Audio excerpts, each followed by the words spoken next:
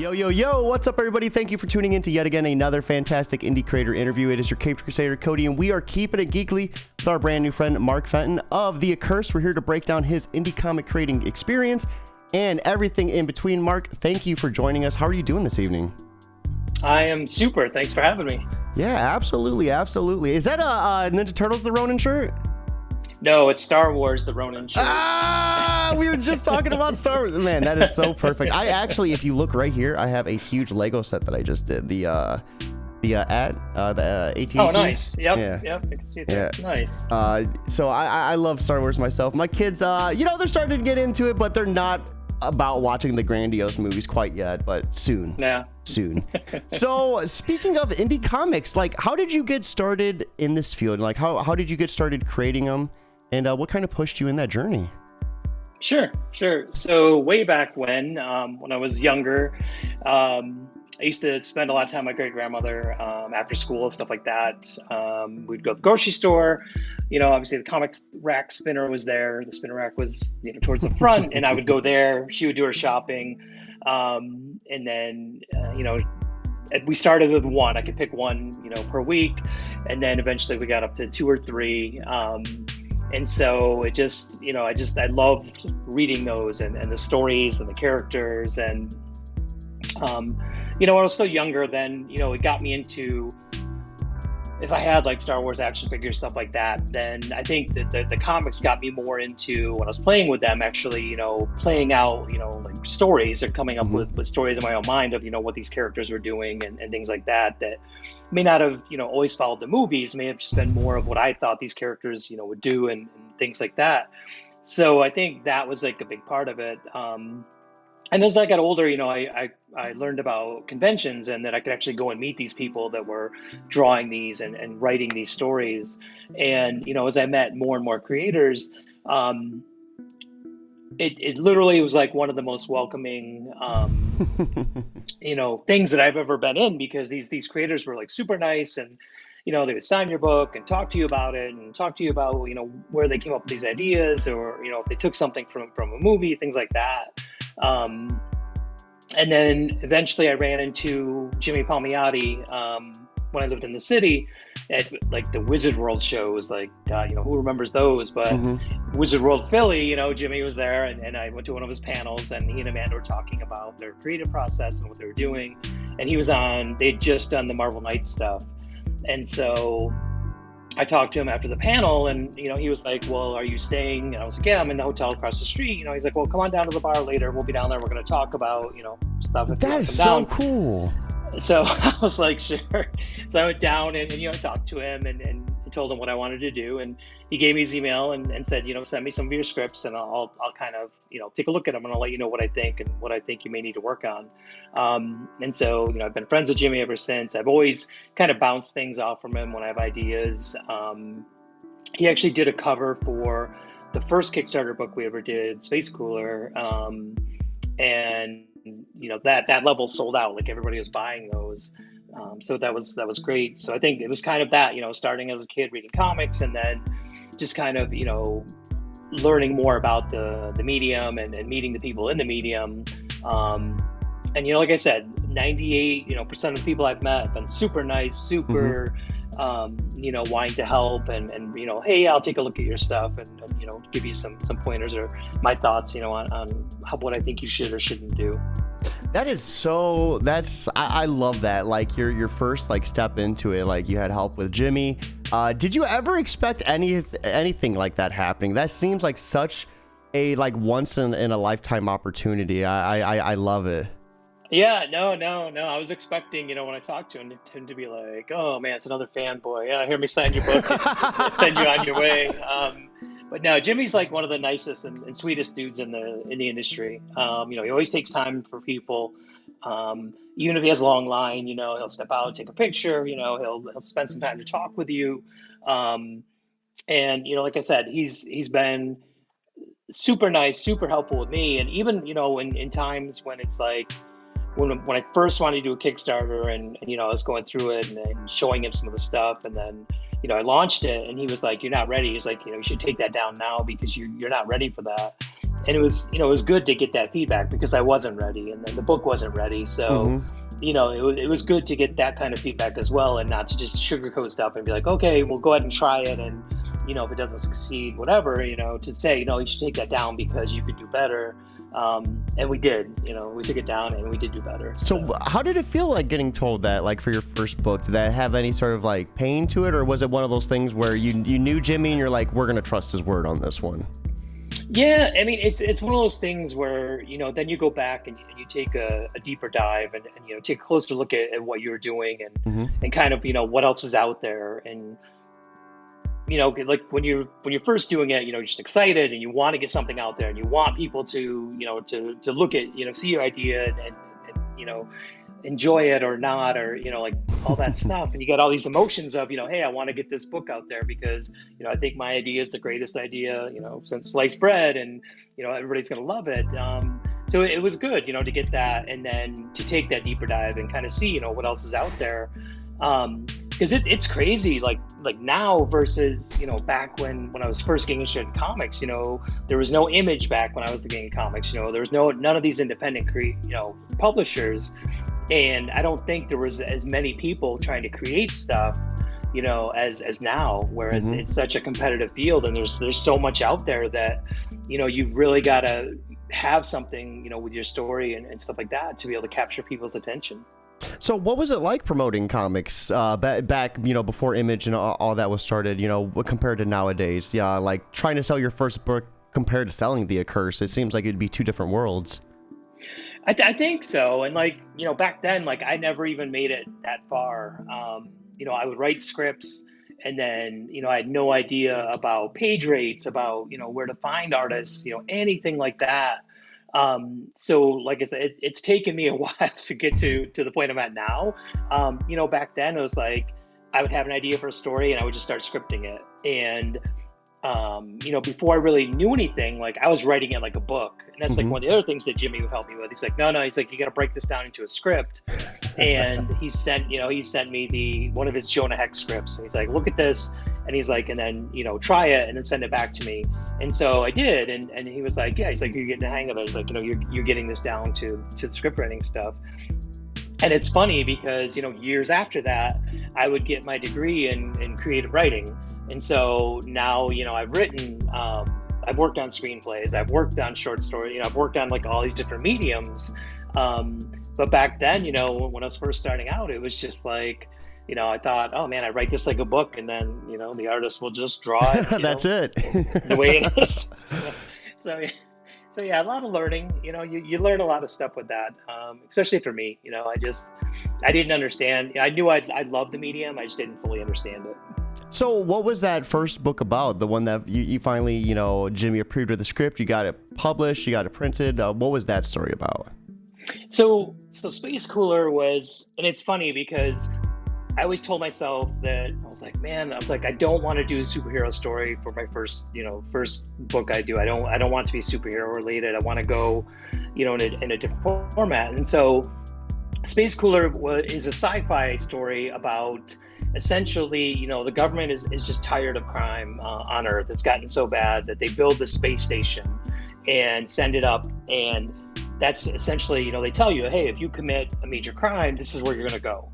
Each year, there's a lottery. They draw 2 cops' names that are sent up to man the station for a year. They take the new prisoners up. And unfortunately, it's at capacity. So they've got to, take out the same number of people on the station that they're taking up. And we learned that, one of the cops is going up there with a vendetta, and he has, this vendetta against one of the prisoners up there. And the other cop is like this small town cop with a family. His family was hoping that he would never be drawn, in this lottery. And unfortunately he is. And so we follow, these 2 guys going up there, and we look at what they each think about as they go up there. One's going with vendetta.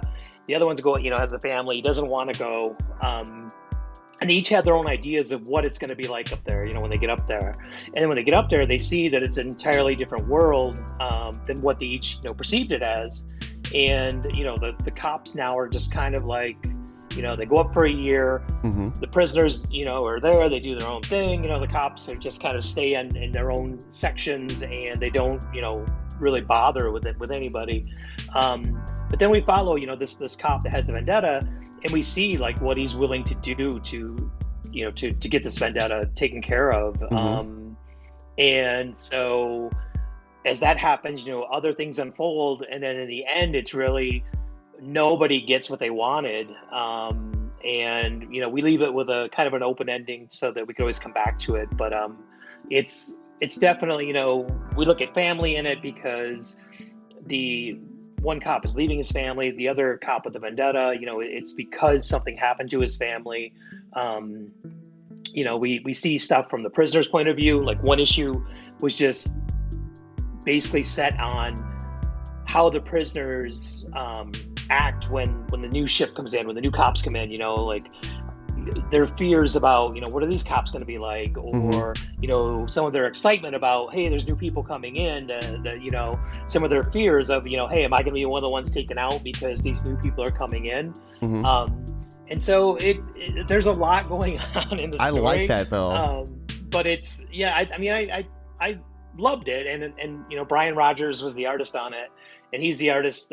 Right now he's doing Trailer Park Boys for Devil's Due. That is so awesome. Yeah. Yeah. So Brian has gone on, and he was a runner-up in the Top Cow artist competition. And, he's super nice. He came out here for one of the conventions, and I got to hang out with him and his family. But, we definitely, clicked on this, and he, added his own stuff to a lot of these characters. And I can tell you, like, the main antagonist in the story is the Crowbar Killer. He's a Native American. And it's just, he's got like this vibe to him that I just, I don't know. I really love writing it. Mm-hmm. So I love the concept of the lottery. Like, especially calling it the lottery, you almost like are forced to want to believe it's a good thing, but it's definitely not. What was your inspiration for that? That seems like just such a really interesting concept. It's crazy, like sometimes where you get these ideas, and the whole concept of it came to me from, it was an Incubus song, and in the beginning of it, I don't think it was Stellar, but it has this this instrumental piece where it's just like, to me it sounded like the signal going through space, and so my thought, as I'm writing this, was like, what would it be like if you were stuck in space like that, and you're just sending out, the signal, and you're not getting any response, you're getting a response. And so the book kind of ends with that, on that note, but it's like, that's where it started from, was like, I heard this song and I was like, this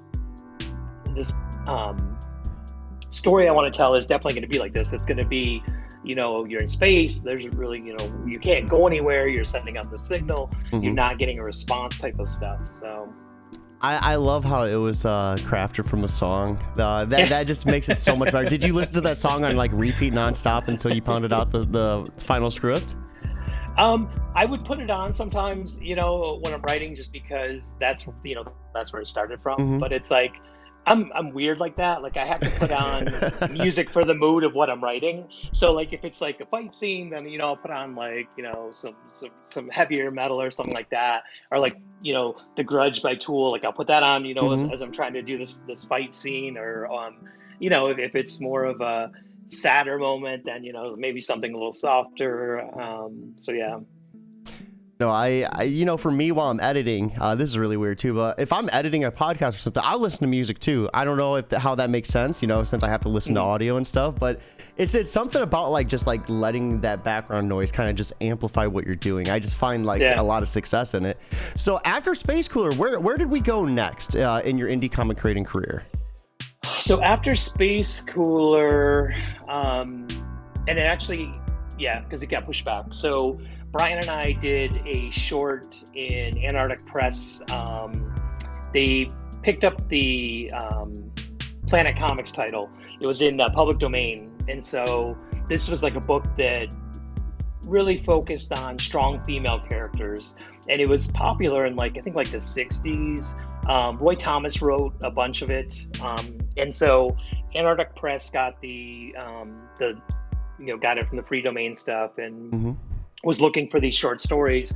And so, Brian and I did this story about this, female space cadet that's like watching her section of space, and she goes to check out this ship that had been missing, and she goes in, and we run into the equivalent of a space vampire. And so she's like, she fights this thing, and she ends up killing it, only to realize afterwards that she'd been bitten. And so now she's like, she's calling back to the home base and checking in and saying, yeah, everything was fine. It was deserted. And then, she has to dispose of that stuff. And we left it, whereas, she's heading back to the home base. And then she shows her fangs, and she just kind of, she makes like, I put in this thing where it was like this stupid joke about something like with teeth, but it was something like about what do old people, and I don't even remember, something else have in common, but it was like a tooth joke. And then we see her fangs, and she's heading back. And so that was our contribution to that. And it was funny because, go ahead. Oh no. So no, you. So it's funny though, because like after that, because I wanted to do something else. I wrote this full issue script and sent it to Brian, and to see what he would think about, us following this woman's journey. And she's like basically on the run because they've discovered what she is, and she like, does these like illegal street fights for money to get food and stuff like that while she's being chased. And I thought it would, it sounded fun. Antarctic Press just wanted to run things like, 6 pages, per issue, stuff like that. So we really tried to get it into its own title, because I thought there was a lot, that we could do with that. We have Dr. Hino419 over on YouTube stopping in and say, yo, yo, yo. I noticed that the last two, your first 2 books were very heavily spaced influenced. Do you think a lot of that was like attributed to like your love for Star Wars? I think part of it was with Planet Comics, we didn't really have a choice. We kind of had to go. We could have done something like on a remote, planet or something like that. But, I think not just Star Wars, but I think like the old Battlestar Galactica, like I watched that as a kid. So I felt like that was kind of part of it when we put her in the ship. It was kind of like the cockpit that like Starbuck would be in, with the one person and the piece coming down type of stuff. It's like that, I grew up watching Buck Rogers, probably one of the, few people that actually love The Black Hole by Disney. So yeah, I think that, a lot of that stuff tied into it. So where are we next at this point in your journey? So you just created this book, and it seems like Brian's been along with you for a big chunk of the ride as well. Yeah, Brian's a great friend. It's one of the good things. That's one of the things that I really love about when you create this stuff is that, you form a bond with the artist. You get to know them a little bit better. So Brian and I, did Space Cooler, which is 4 issues. We did Planet Comics. And, I'm sure we'll do more, just because, I think we both really like working with each other. He's just kind of gotten busier with, he did a couple of the Trailer Park Boy books. He's done some stuff like that. That's pretty big. He does the Marvel Upper Deck cards. So he does a lot of that stuff. He's done stuff, I believe, for Top Cow and Image. So, it's definitely, been good for him. But yeah, so then after Space Cooler, we did a drift through Kickstarter, and that was with Jacob Yergren, and he's a artist in Mexico. He's also an art professor, and he's done some work for DC with like Flash and Blue Beetle. And we did a drift is basically Fantasy Island meets Hostel. So we had this female character, comes ashore on an island that she feels is deserted. As she kind of walks around to get her bearings, she becomes abducted and kind of learns that the island is more of a pay-to-play island, where you can do things that you normally wouldn't, be able to do in everyday life. And she kind of sees it from the other people on the island's perspective, because she's in this cell, but she sees like how these two guys that are kind of like minion type of cleanup guys, she sees it from their perspective on what's going on the island, and listening to their conversations as they kind of talk back and forth about life in general and things on the island. And as it goes, and this one, we kickstarted issue 1, and then issues 2, 3, and 4 were picked up by a publisher. And then as we go through the story, we see who's behind, like who's financing this island, and what they're really trying to do, and kind of like if you have money you can do whatever you want type of situation, and they're willing to let you do that for the right price. And so I don't want to spoil anything just because they haven't come out yet, but as it goes, we learn more about the main character, and what she what she really is, and why she's really there. It seems like this was a whole new tone of writing for you compared to your other previous works. How was that for you? Like, did you have to adapt your style, or did you have to maybe research anything differently to kind of put yourself in this mindset? No, I mean, I kind of researched different things, and it's weird because somebody will probably, go through my search history and I'll get arrested. Because I was looking up, cult stuff and things like that. FBI is like, man, what is Mark doing? Yeah, this guy. I'm gonna watch this guy. So no, just more like that. And then there's a lot of body horror in this book, because some of these people just have these twisted ideas, or I felt like given the opportunity, these people want to try different ways of injuring somebody or killing somebody, which I think is just because I've always been interested in serial killers. Like when I read about them, and I couldn't chop somebody up. So it's interesting to me, how could somebody do that?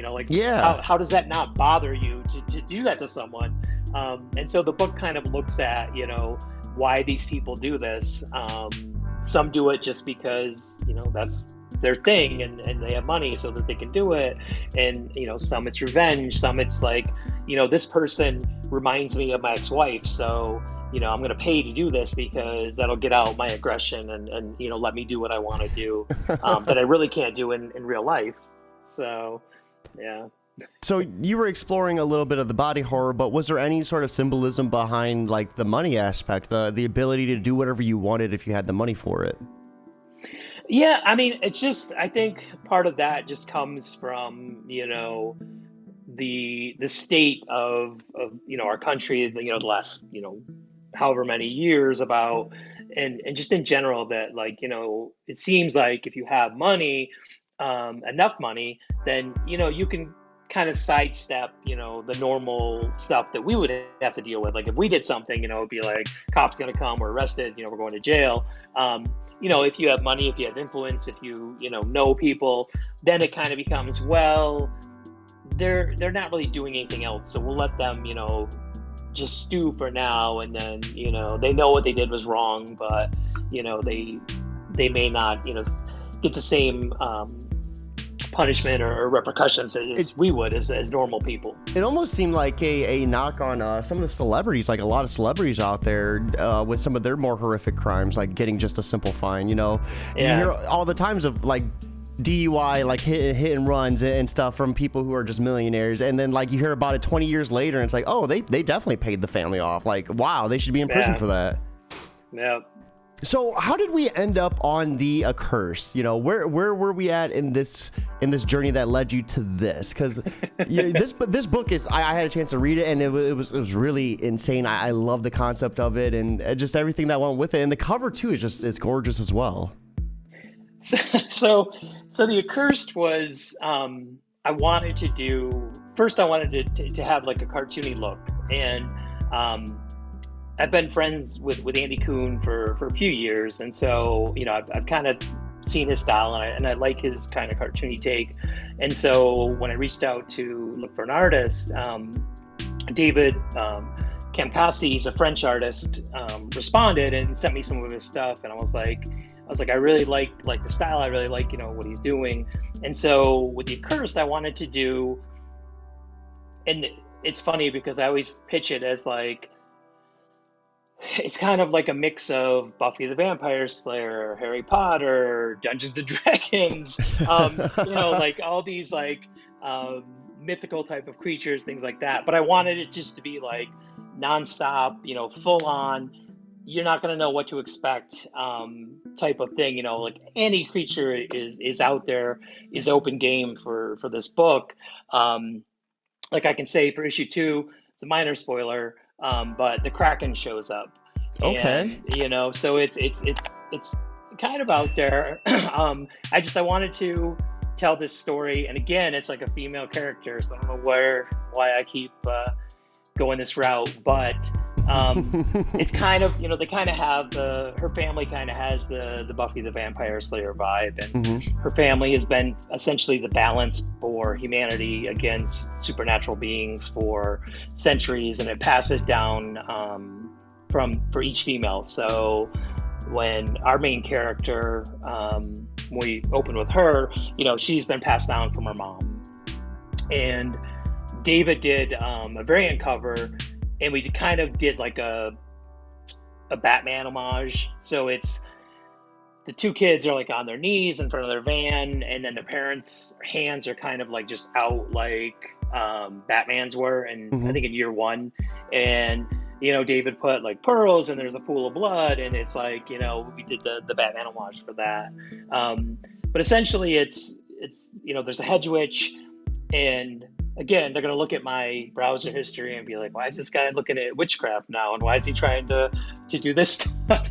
But we have this Hedgewitch that can kind of go through, different universes. And she's looking for a way to end this family's dynasty of being the equalizer for humanity. And so she finds this timeline where she can make a change. And so when we open, we see Olivia as a kid, and she is in the role already of being this balancer, whereas normally these females don't get their enhanced abilities, anything like that, until they reach 18. And so she's been cursed to not reach that age. And so she has some of the weapons, stuff like that her mom would have had. She has, a little bit of training, but she's stuck in like this kid's body, and she's trying to, find the witch to reverse the curse. And in the same time, trying to keep this balance of, keeping the supernatural from taking over humanity. And as we look at it, we kind of see that some of these supernatural creatures have just become accustomed, and they don't want to do that. They're happy with what they're doing. Like in issue 1, and people will see as we go through it, like these vampires run this nightclub, and they've found that they don't necessarily need to suck your blood. They can steal your life essence through gambling or through these other means. And so they're content. They're content with that. They've got money to do what they want. They've got their they're getting the life essence from people that they need, and so they're content. They could really care less, if Olivia becomes this balancer or not. So I love the vampires running the casinos. Not only are they potential to suck you dry through your blood, but through your wallet as well. I love that. So what was the script writing this experience for you compared to the first one? Like, so your first book compared to this one, because this one seems like it's just packed, filled with just so much depth to it and just levels to it. And while your first one did as well, it just seemed the concept of this is just so much more. Yeah, I mean, I think for sure, like when we did Space Cooler, it was more, had to focus more on, families being torn apart, stuff like that. So it was more dramatic. It was more, really wanting to show that, what was happening with these families. Whereas, with the Accursed, it's just like, it's just all out, there's no stopping, it's just, this is what's gonna, this is happening. And it's more of just, trying to cram as much as we can into each issue. At the same time, still trying to tell the story of, what's happening. How did this girl get to be where she's at? And issue 2 is actually a flashback to, we meet the parents, and we kind of see, the role that the dad had, with the mom, is she was the main, protector. And we see that Olivia isn't born yet. Jeremy's there, and he's kind of, seeing, how it works, and what he needs to do to help his sister. So when we come back, to issue 1, at the end of issue 1, we kind of left it as, Jeremy's kind of tired of this. He doesn't want to keep doing this stuff. He doesn't want, he doesn't want to have to deal with these kind of things. He doesn't want to have to worry about his sister. So, the writing was definitely a lot different with Space Cooler. It was tighter. It was, we showed, different people's perspective on things, but with this one, I just wanted it to be fun. I just wanted it to be, nonstop. Like there's something always going on, and Olivia's continually trying to, to find things and solve this mystery and be able to get, this spell taken off from her. That's so cool. Did you have a chance to send this to Jimmy at all? Has Jimmy been a part of this every step of the way, or? Yeah, I mean, I send him pretty much anything, when we're done. I'll send him the book, and it's not always, his cup of tea. So it's, but he's always been, super supportive, and he's always good about, hey, make sure, when you do a contract with the publisher, that you're getting, this or that. And he's been really good about, telling me, to make sure on, rights, copyright, stuff like that, to make sure that we always own the actual product. And so, that's helped a lot. It's so cool that you were able to kind of find him almost as a mentor for you along your journey and get that advice. I know as someone just starting into this, it just would seem overwhelming. Where would you even begin? There'd be so many things to miss over. So it's nice you kind of had that vet look at it. So we do actually have the opportunity to take a look at the Accursed issue 1. So let's go ahead and just slide on over there and check it out ourselves. And then, so right here is issue 1 of the Accursed. And so first things first, the name is a really interesting title. What inspired you to come up with that title? So we wanted to do, something to kind of give away a little bit of the story and to get people kind of interested. And so, we thought, with the Accursed, people are kind of oh, the Accursed, was somebody cursed? What is the deal with this? Is it, werewolves? Is it, anything like that? And, essentially Olivia is cursed. She's not going to age beyond where she's at. And so that's kind of what we came up with. And I like the flow of it. I really liked, I've always tried to do the one word titles, just because, I just think if you go, beyond that, then it's just kind of too much. People don't want that. They're oh, the Accursed. Oh, cool. It's, maybe this is the witch book I've been looking for, or maybe this is, that kind of stuff. So what are we seeing on this cover right here? So on the cover, we have the Hedgewitch is behind Olivia, and that would be the Darth Vader of the Star Wars poster. Olivia is holding up her soul sword, and then Jeremy, her brother, is in front with a stake. And then we kind of see the cities kind of being burnt, and we've got a harpy on Olivia's right, which is we meet right out of the bat on this issue. And then the other guys on Olivia's left, I believe Victor was going for a vampire kind of look, but he didn't really know the characters in the story other than the main characters. So he kind of did that on his, going off from his own, which, I love that. I love when, the people are creative and add their own, flavor to stuff. I love this cover. It was the second I seen it, I was man, this is going to be definitely my type of book. You know what I mean? That was the perfect cover. So right here is issue 1. And so this is, so this is the variant cover. So this is basically you got the sampler, full issue one and some of the sampler stuff. So this was David's variant cover, with the and pearls. so that's with the Batman homage. So there's the parents that are no longer with us, and then he's kind of got the spell coming down from the Hedgewitch onto Olivia and her brother, and then that's his van. And right here is the start of everything. So we get a nice little look, and I loved how everything in the back was just filled with like an armory, ready to take on these monsters. It kind of gave me like a little bit of a Van like Helsing feeling to it. So what are we seeing happening in these first pages? So we open, Jeremy's in the van, and we can see he's impatient. And then we kind of just see, like all this random stuff. So, we see spikes, we see crosses, we see knives, we see guns. Grenades. Grenades. So essentially it's kind of, they're learning as they go because, Olivia's their parents are gone. And so Olivia didn't get the full training that she, that the other people, her mom might have gotten.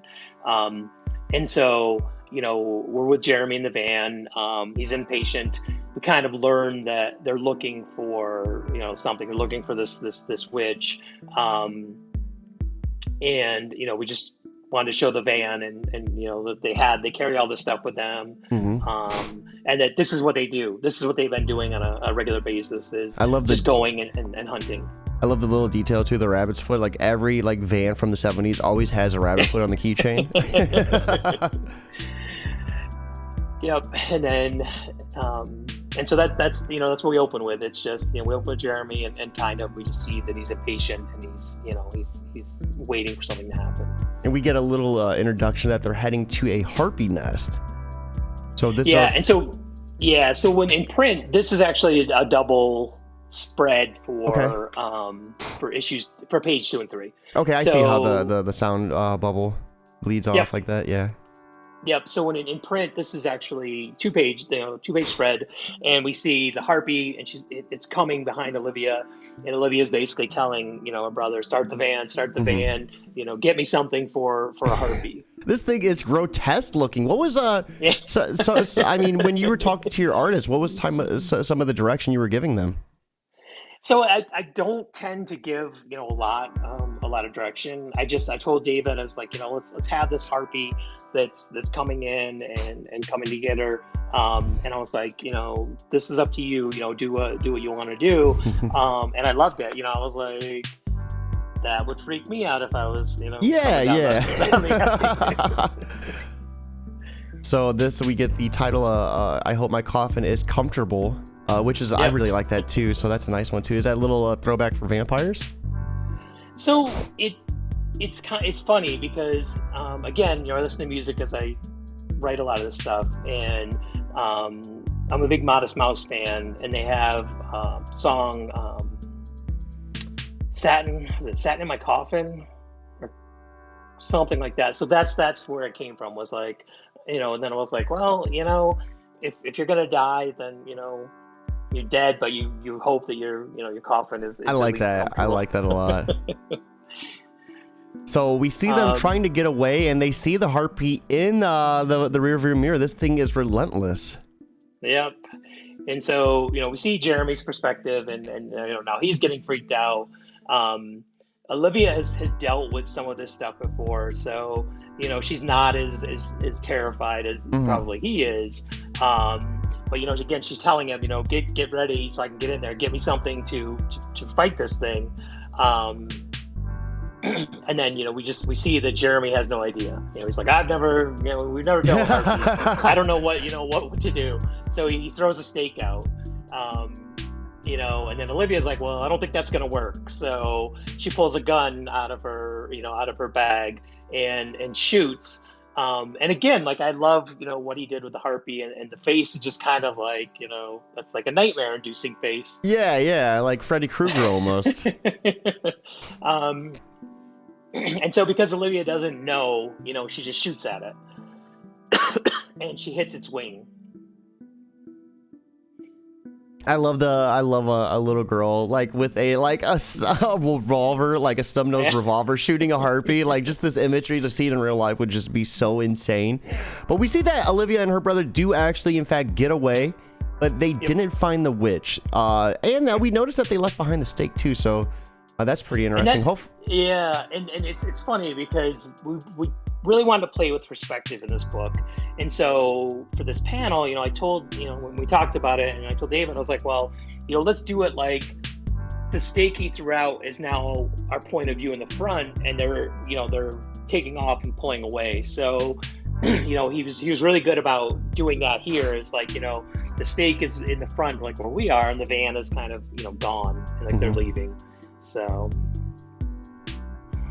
yeah, they're not the best at what they do, so they tend to, leave stuff behind or make mistakes. And then as we go on, they Olivia decides that, they need to get some help. They need to go and ask some of these other, creatures and supernatural beings, where they can find this Hedgewitch.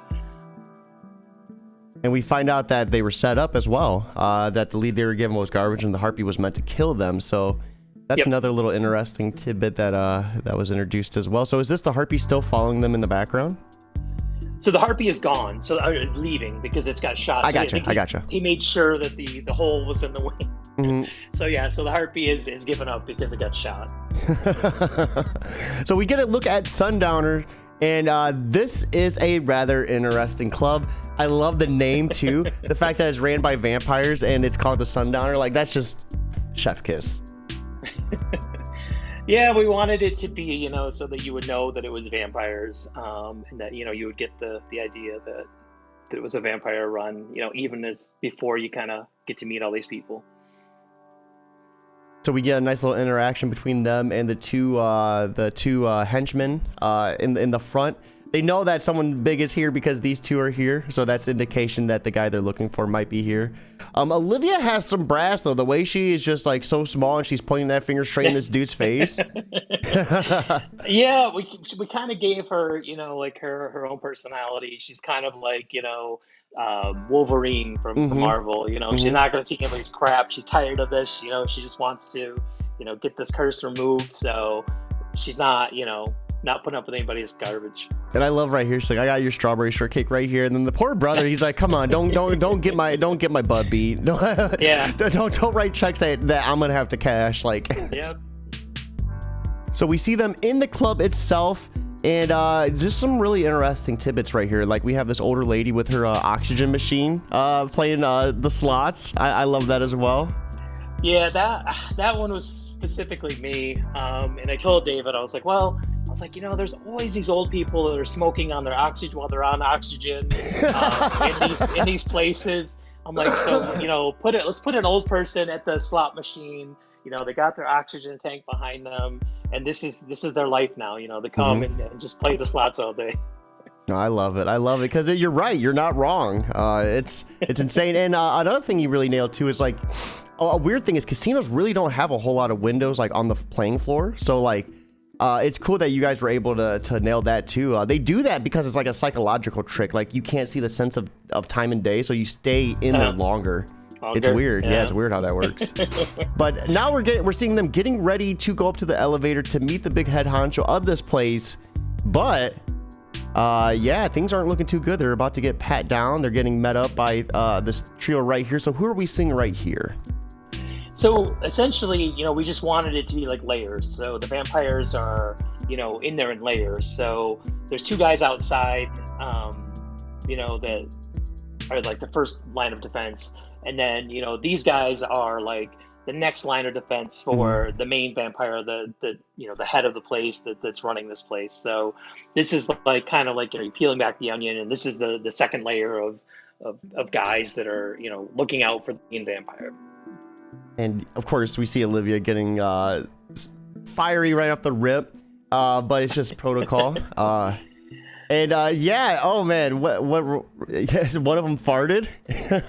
Yeah, so we slid in a fart joke that the brother basically just farted because he's nervous. And so we've kind of, given him that Shaggy from Scooby-Doo kind of personality of, he's seen this because of his parents before, and doing this with Olivia.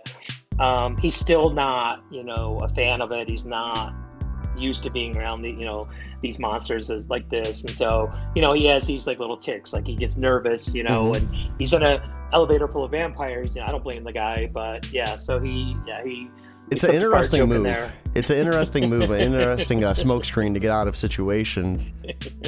So we get into the actual club. So the casino is kind of just like a front, and after you get through the bodyguards, you actually get into the club itself. I love the sign on the door, the man, the myth, the legend. Like this guy just seems like he's full of himself. Yeah.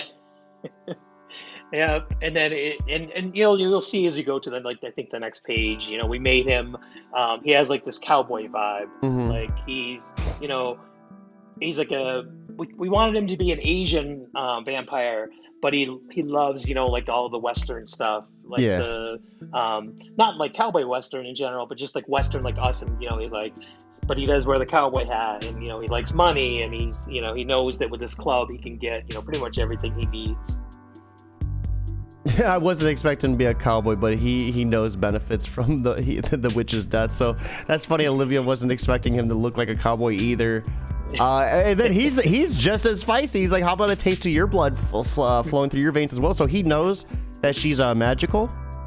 Yeah. So all the creatures know basically that she's the next heir, the next line of the Starkings family that are the balancers. So was that kind of like your take on like Jedis? Like by any means, or is that kind of maybe too far of a stretch? Yeah, I don't think so. I don't think that was like where I was going. I think it was just more, I wanted like a Buffy the Vampire Slayer kind of scenario, but ours is this girl that's younger, and she knows what her family's done and for years and centuries, and that they've always been the balance. So I think it was just more along like the Buffy the Vampire Slayer kind of stuff. And we see they're kind of having trouble getting information out of this guy, and Olivia is about to make a rather bold move here. I wasn't hoping it would come to this. And then right here, what are we seeing her do right here? So she's pulling out essentially her soul sword, which is what gets passed down for each generation. But as you can see, because she hasn't reached puberty, she hasn't gotten those enhanced abilities, she hasn't, gotten through all the training, it's more of like a dagger because she hasn't gotten there yet. And the sword kind of grows with each carrier of it. So because she, her training, her growth, everything like that's been stunted, the soul sword is kind of in the same situation. And I love how he calls it a flashlight too. That has to be so demeaning to Olivia. Oh my God. And then right here we see him kind of like just his little monologue too, where Olivia's like kind of just like calling him out, saying she's going to end him right there. And then him basically laughing at her. Yep. So he kind of, he knows that she's not, full power yet, that he probably could take her out if he wanted to. But again, it's like these guys are comfortable where they're at. They don't really care, if she's around, because she's not going to do anything. Her parents and their parents have let these guys do this for so long, just because they're not, they're not out killing people, not doing anything like that. Yeah, they're stealing their money. They're taking, maybe years off their life from going to the casino, but they're not, they kind of found their niche in regular life. And right here, he's basically explaining to her, like, you have to give me something in exchange for the information you need. Like, we're not just like the people we used to be. We've evolved. We don't hide in the shadows. I would expect you to honor your mother's agreement with us. And he wants something in return. So I thought this was a nice little kind of like way to like segue from like a potential fight to kind of explaining like what she needs to do in order to get what she wants from him. Mm-hmm. And then right here, of course, she's like, I'll honor whatever agreement my mom had with you, but I'm going to be adding my own stipulations. And then right here, you have your mother's funk. I'll give you that. I'll give you this and you will leave. So I love how he kind of acknowledges how she was just like her mom as well. Yeah. So we see them start to leave the club, and then he gets a ticket. So I thought that was like just the icing on the cake as well. Yeah, I mean, I feel bad, for Jeremy, but he's like, he's that sidekick that keeps taking the hits, and it never gets better for him. First he gets embarrassed by farting, now he got to take it. Poor Jeremy. So right here is the translucent plane. So what are we looking at right here? What is this area? So this is where the Hedgewitch kind of is between all the different timelines and universes and things like that. Because she's a Hedgewitch, she can jump between, and she can see like different timelines, different thing. She can see, like, essentially that's how she got to be where she could take out the parents. Like, she found a time where they were at their weakest point, and then that's when she made her move and did what she did. So essentially she can see like all these different things, and it's kind of what David did like in the next one with all the mirrors. It's just like, she has all these because she's watching everything that's going on in all these different times and space and universes and stuff like that. And that's, how she's going to get back to where she wants to be. So we find out that she was the one who sent out the harpy, that she is working to become queen of the monsters. And I love this. It's so detailed here too. This almost right here reminds me of was it Cinderella's mirror on the wall, the mask on it. So I love that little face right there too. Was that any sort of like nod to that, or did your artist? Yeah, that would be David. Yeah, I don't know, Dave. This was all David. Like, I just kind of gave him the idea of like, hey, we want to put her here in her own area, and then he came up with the rest. And so yeah, that was all David. And then we pivot back to Olivia and her brother having a talk while they're driving. And I just thought this dialogue was really interesting too. Like, can you believe the arrogance of that guy? Well, he is 1,000 years old, right? Like, so just kind of touching base on how old these guys really are. Yeah. And then kind of just like how, he's taking it, like how it's bothering him, how it's starting to kind of really affect him. I really, the dialogue was really good. Was it hard for you to kind of write like a brother-sister like relationship, or, how was this for you? Yeah, it's interesting because you want to put yourself in that person's role. So like when you write Olivia, you want to write it's this angst-ridden kid that's just life has been crap because she lost her parents, she's been cursed, she feels like the burden that she has to fix this, and then you look at it from his point of view, and like we look at it more in issue 2 is that he grew up with his parents doing this stuff, so he's been around this longer than her. And he lost his parents, and now he's afraid he may lose his sister, and what's going to happen if she's gone, because that would end the line of their family of what they've done for generations. So yeah, you just kind of put yourself in that position and try to look at it from their point of view. I really love too how he was like, you stopped aging, but I didn't, and he's had to like spend his life being a guardian for her. Yep. And you see her like her firecracker attitude when she just gets out the door. She packs it. She's like, fine, I'm gonna do it myself. Like, I don't need you. Like, I thought you really nailed that on the head. Oh, thanks. Yeah, it's we wanted it to be that it's just again, it's she's hasn't been around this as long as he has. They each have their own, point of view that they don't really talk about, to each other. And she's like, I've got to do this. I don't have a choice, And his thing is just kind of like he doesn't want to lose anybody else. I also like the graffiti on the wall too. Come get some. And if you're reading this, you're not illiterate. But we see there's something, she's ready to go face the witch. She's ready to take care of it. She's not good at family stuff because she lost it so early. But there's something hiding in the sewers that she kind of missed. She didn't really see that, so some ominous things are about to happen. And I love how we're seeing her walk away, and this thing from the sewer just slowly but surely starts creeping out, these long tentacles. Yeah. And this one, again, was like perspective-wise, David knew that, I told him that let's try to do it with that angle of, we're looking up as if we are the monster. She's walking, we see the bottom of her foot, and then, she goes, and then, she gets grabbed. And at this point, the brother is already driving off and sees it in the rearview mirror that she's getting caught up by tentacles. Yep. But then it's kind of weird. It just makes the effort to just keep driving. Yeah, and that's that was how I wanted to end it, was just that he's at that point, he's at that breaking point, and he's just telling himself, just keep driving, he doesn't want to do this anymore. He doesn't want to lose her. He doesn't want to fight monsters. He doesn't want to do any of that stuff. And so we kind of end with, she's being sucked down and he's, gone on his own. Kind of, man. I mean, I get it, but that's still come on, big bro. That's a little rough, right? So here are some character designs. It looks like, correct? Yeah. Yep. So that's why this issue is packed with other stuff. So it's got his own character design, stuff like that. Oh, I love this. And then here's the Hedgewitch as well. Yep. And then this one, he did in color too, and it was kind of like, she's looking in a mirror and the Hedgewitch is kind of watching her, and so that's why it's like the fingers are kind of touching, but they don't know it. So there's a thing too with this, like where you look in double like glass, and supposedly like if you touch your finger and you don't like see the way it reflects, tells you if it's see-through or not.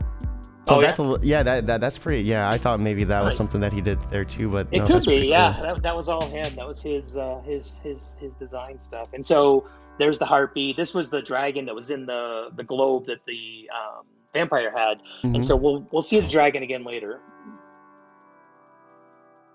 I love this. This is so cool.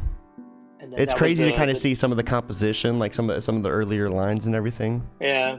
And then here's the variant colored. Yep, that's the colored. Yep. And then the one after, I think there's one more because I think it's the back cover. So this was an homage to Daredevil. So there was a Daredevil cover when I think it's like the first time he met Nuke. And it was like that Daredevil was on the cover. There's like flames, and then like Nuke's face was behind. So that was our homage to that. I like the baseball bat that kind of has a smiley face on there. Was there any like meaning behind that, or was that the artist? Yeah, that's all David. Yeah, all that stuff is David. Yeah. Oh, that is so cool. So that wraps up the Accursed issue 1. For anyone that's been watching, where can they find this? Like, where are they able to buy issue 1? So it's the company changed their name, and now they are. Let me see. I think I have it right over here. It's Geekus Unlimited. Let me see if I can pull up the. Geekus Unlimited. Sounds like they're keeping it geekly, if you ask me. Yeah. Yeah, they. Let me see if I can get out of here somewhere. They used to be Kill the Sun, which I didn't know like it had a meaning or anything like that. And then they changed their name, and I don't think they changed anything else except for the name, and it was, let me grab one real quick, I can tell you. It is,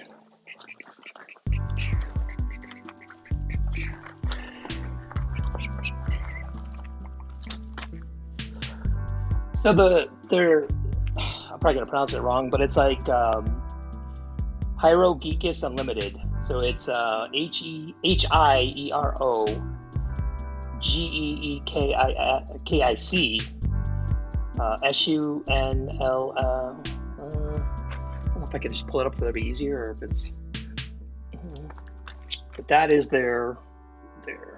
So this is what we're getting. Oh yeah, you pronounce that way better than I would have. But yeah, that's their website at the bottom.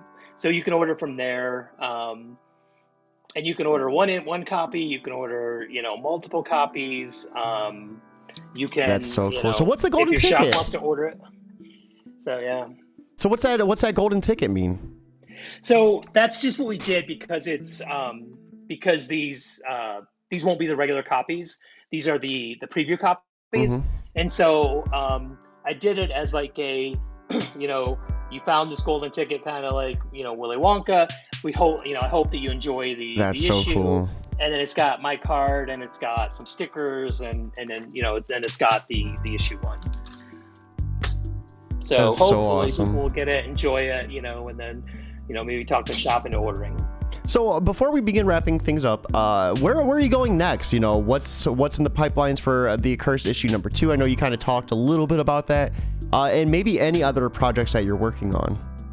Sure. So the Accursed issue 2, like I said, it's a flashback. So we go back and we meet the parents, and we see what Jeremy went through, and kind of how he saw what his parents did, and how they worked together, stuff like that.